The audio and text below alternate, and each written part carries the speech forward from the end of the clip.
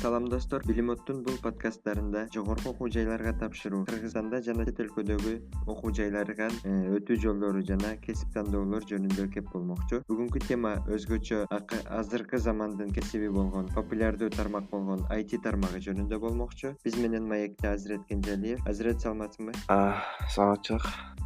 Алгач подкастка келип биз менен маек куруп берүүгө макулдук бергениңе абдан ыраазыбыз. Эми өзүңдү бир аз тааныштырып, университетиңди, факультетиңди бизге тааныштырып кетсең. Атым Азирет, мен Бишкектен болом. Мен Корея Алдыңкы илим жана технология университетинде окуп жатам. Ошо компьютердик технология факультетинде окуп жатам. Жакшы экен. Анда биз бүгүнкү темабыз IT тармагы болгондуктан алгач эле бул IT тармагы деген эмне деген суроо менен баштайм. Алдын ала айтайын. Бул жана кийинки суроолорго мен орусча жооп берейин. Анткени мага ыңгайлуураак болот. В общем, что такое IT? Значит, IT, так у нас принято называть компьютерные технологии. И компьютерные технологии, они относятся к программированию. Те, кто заканчивает факультеты компьютерных технологий, становятся программистами. И что такое компьютерные технологии? Как это правильнее называть? Это такая большая научная, такая теоретическая и практическая сфера, получается, где происходит все, да, начиная от исследований, заканчивая разработкой в виде разработки сайтов, как у нас известно, мобильных приложений и так далее. Да. Вот если вкратце. Түшүнүктүү. Анда IT тармагында элдер көпчүлүк учурда эмне менен алек болушат, эмне кылышат? Те, кто работают в IT, в основном, если взять Кыргызстан, то да, у нас занимаются разработкой приложений для компьютеров, для телефонов, а также занимаются веб-разработкой, то есть сайты. Это в основном у нас этим занимаются. В мире сейчас популярно заниматься машинным обучением, компьютерное зрение и искусственный интеллект. Да, сейчас это самые основные направления, которыми занимаются в передовых университетах и вообще, и не только в передовых университетах, вообще во всем мире. Эми биз Кыргызстандагы бир орточо окуучунун перспективасынан карай турган болсок, анда мисалы мен бир орточо окуучу болсом, мен скорее всего олимпиадага катышкан жокмун жана учурда IT тармагы жөнүндө же болбосо код жазуу тилдери жөнүндө билбейм деп койсом болот да. Мен эмнени билем, мен ОРТ тапшырдым жана университет тандашым керек. Анан мага бул тармакка кирип үйрөнүп кетүү үчүн канча билим керек жана канча убакыт керек?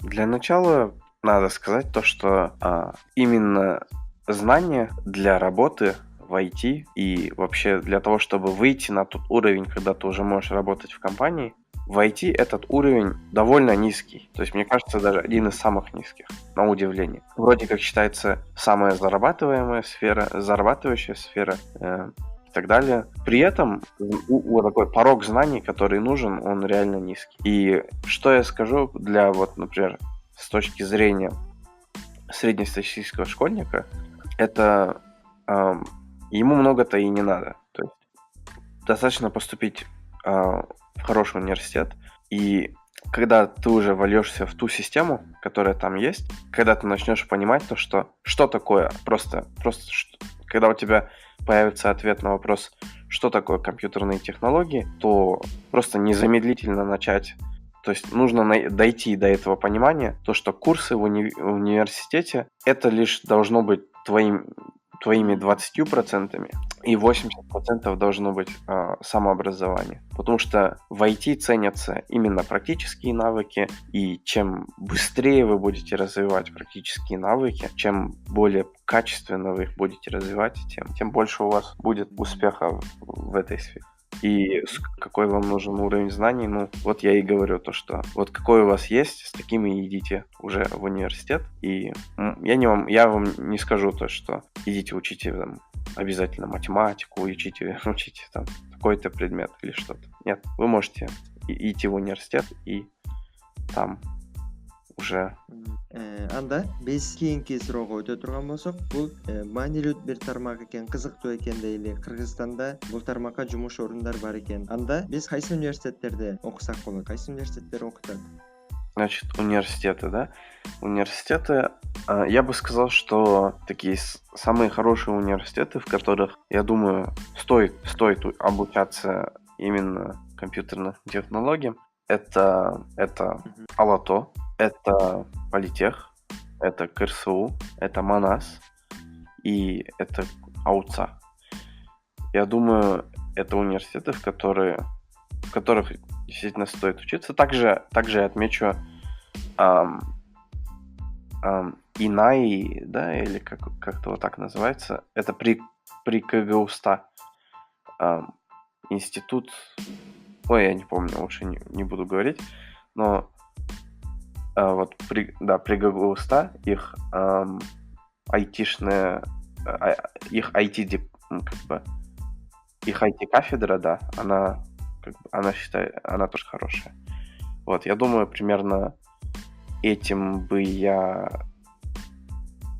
завершил, да, список как университетов, в которых, я думаю, действительно хорошее образование дают, в которых есть хорошие такие фундаментальные курсы, которым вас индустрия сама не научит, и которые было бы хорошо, придя в эти университеты, изучить, то есть прям такие фундаментальные знания, как работают операционные системы, как устроены компьютеры вообще, анатомия компьютеров, как нужно заниматься разработкой программного обеспечения, вообще вот так в целом, как процесс, взгляд на это как процесс.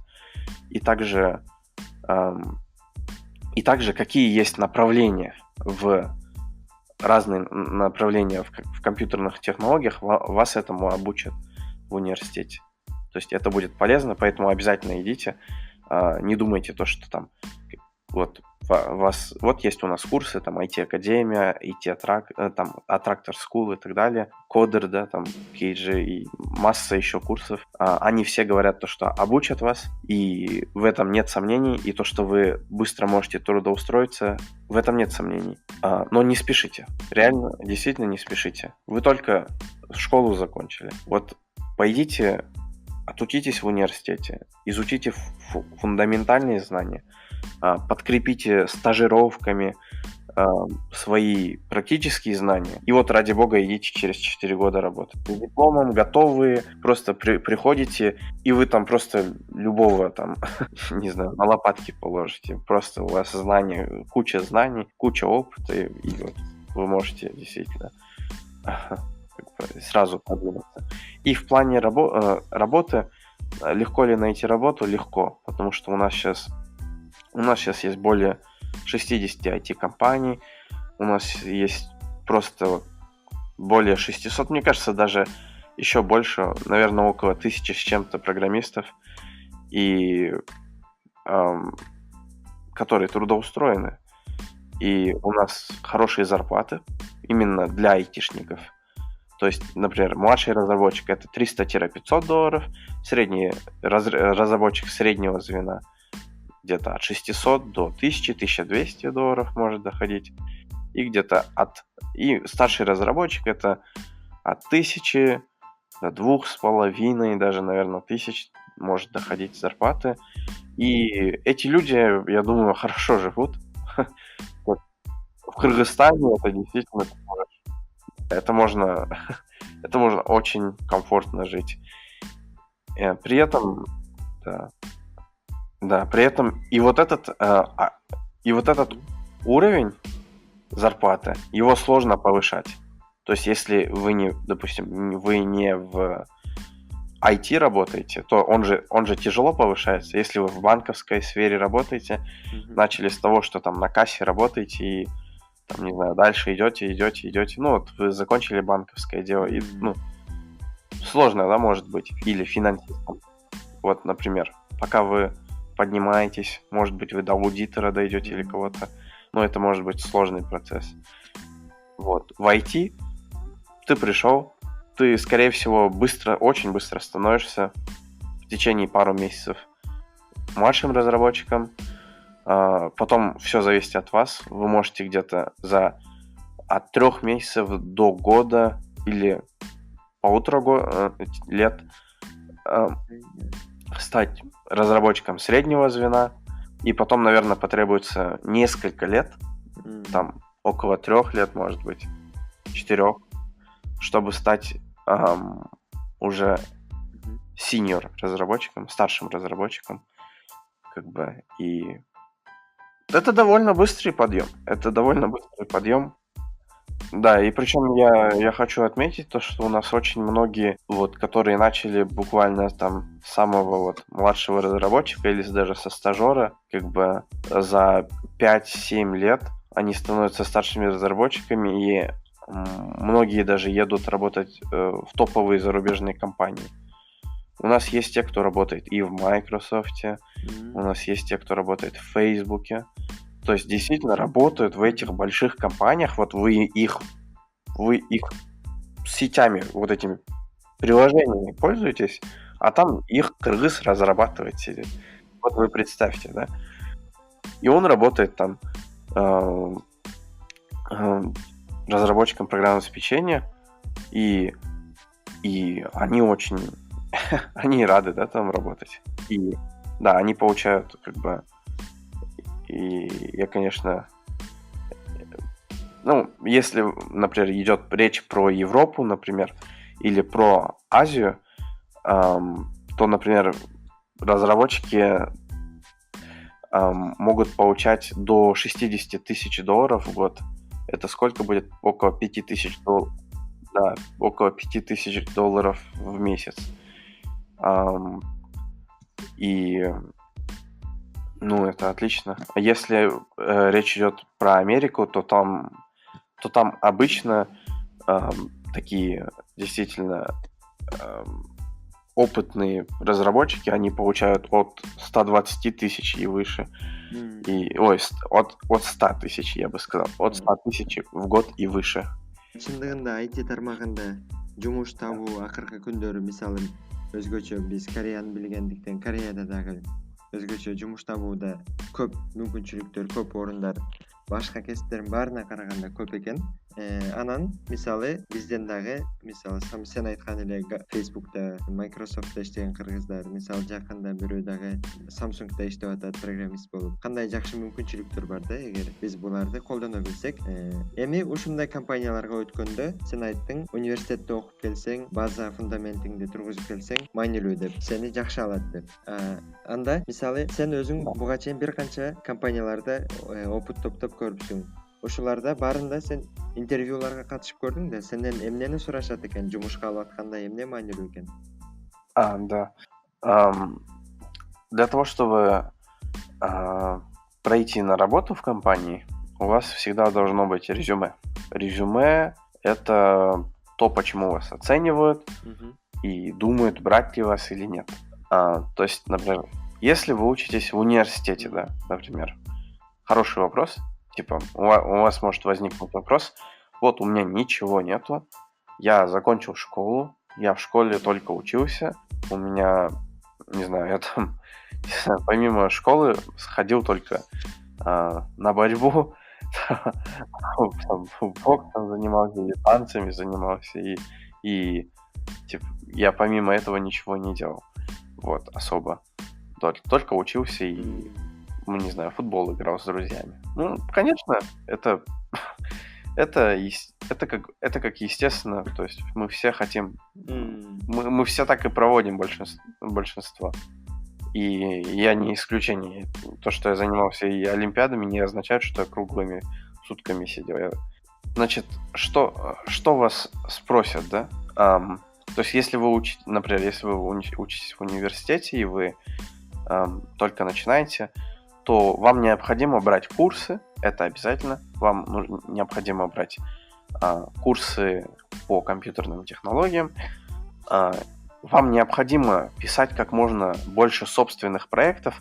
Например, вы сейчас, наверное, вряд ли понимаете, что означает собственный проект, но поверьте мне, когда вы окажетесь в университете, вы очень хорошо поймете, что это такое. Бүтүрүүчүлөрдүн дагы көпчүлүгүнүн айтуусу боюнча жумуш табууда көпчүлүк орундар өзгөчө компьютер технологиясы боюнча өтө жумуш көп табылат жана жумуш орундары бул интернеттеги тармактарын издегенде күнүнө мисалы көп эле чыгат дейт да. Эми өзгөчө бул Түштүк Корея болгондуктан бул жакта өтө көп позиция бар дейт. Менин билишимче Кыргызстанда дагы эле дайыма эле жумуштар жарыяланып турат. Неме боюнча, компьютер тармагы боюнча.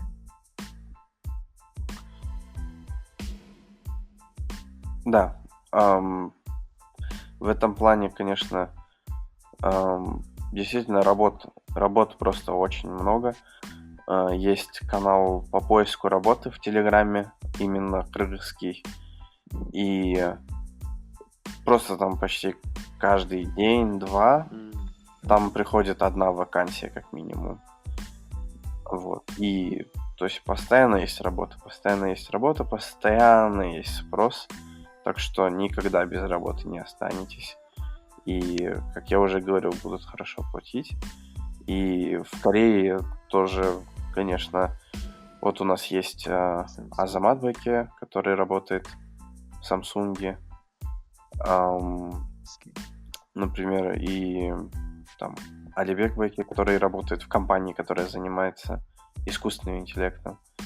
И также у нас есть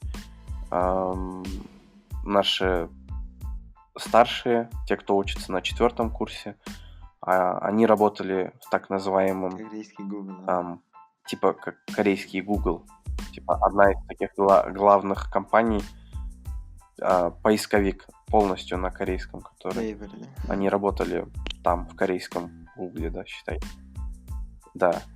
И как бы, конечно, это как бы показатель, и они все говорили, и это никому не секрет, что работ очень просто много, стажировок очень много, полноценных работ тоже очень много. В Кыргызстане, за рубежом, везде нужно разработчик. Анда биз жыйынтыктап айта турган болсок, бүгүн биз эмнелерди үйрөнө алдык. Кыргызстандагы кайсы университеттерде анан кийин эмне үчүн окуу керек, кандай тармактар бар жөнүндө кеп болду. Анан биз 20 000 сомдон баштап бир канча миң деген долларга чейинки айлыктарды Кыргызстанда туруп эле алса болот экенин жана ошого үйрөнүүгө толук мүмкүнчүлүктөр бар экени жөнүндө кеп кылдык. Абдан бизге пайдалуу болду деп үмүттөнөбүз.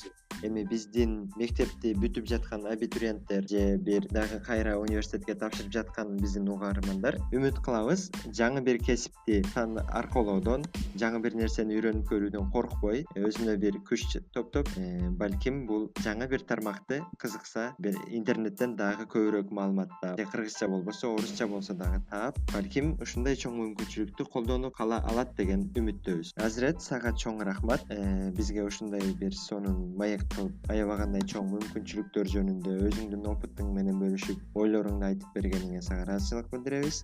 Сага рахмат, Азиз. Айта турган бир негизги бир-эки сөзүң болсо, ошону айтып, биздин эфирди жыйынтыктасак. Да.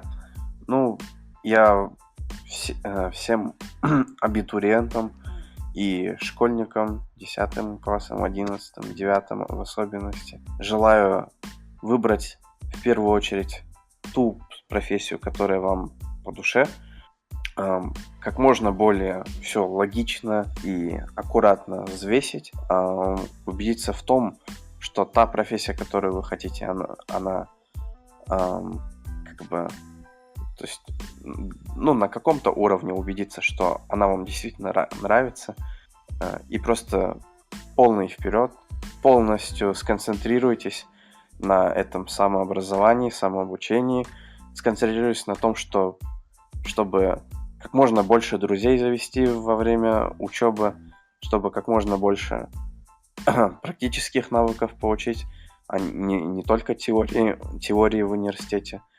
И да, полностью приложитесь в разработку своей жизни, своего режима, своего распорядка дня и своего интеллекта.